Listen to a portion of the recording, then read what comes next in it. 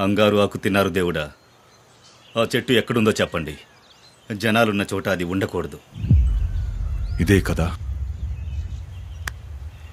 అది తెలుసుకుని మరీ తిన్నారా దేవుడా? ఎందుకు దేవుడా? మీకు వైద్యం చేసే శక్తి ఉందని తెలుసుకోవడానికి. మాకు ఎలాంటి మంత్రతంత్రాలు తెలియవు దేవుడా. మీరు రక్తం కక్కాక మీ ఒంట్లో విషం ఉందని తెలుసుకున్నాం. పాదాల్లోకి వ్యాపిస్తే ప్రాణానికే ప్రమాదమని ఆ విషయాన్ని తీసేశాం. అంతేనయ్యా. ఎందుకు తీశారు? అలాగే వదిలేసి ఉండొచ్చుగా. మీకేదన్నా అయితే మేమేమన్నా తట్టుకోగలవా చెప్పండి. మీరు మా మనిషి, మా దేవుడు. ఏమన్నారు? మీరు మా మనిషి దేవుడు. చలనం లేకుండా పడున్న ఆ తల్లిని చూసినప్పుడు మీకు మీ మనిషినే అనిపించలేదా? వాళ్ళ నొప్పి, వాళ్ళ బాధ మీకు అసలు అర్థం కాలేదా? మన కోసం అందరూ, అందరి కోసం మనం అన్నదే ఈ సృష్టికి మనం చేసే న్యాయం. మనసు ఆకాశం లాంటిది, మానవత్వం సముద్రం లాంటిది. ఆయుర్వేద ఆదిదేవుడు, ధన్వంతరి వంశానికి చెందిన వాళ్ళు మీరు. మీ దగ్గర ఉన్న అమృత కలశాన్ని మీ చేతుల్లోనే దాచిపెట్టకండి. కోట్లాది మంది జనాన్ని కాపాడగలిగే విద్యని వృధా కానివ్వకండి. అందుకు మీ ప్రాణాల్ని బలివ్వడానికి సిద్ధమయ్యారా? జరగకూడనిది ఏదైనా జరుగుంటే? పోయుంటే నా యొక్క ప్రాణం పోయుండేది. కాని వీళ్లు గనక మనసు పెడితే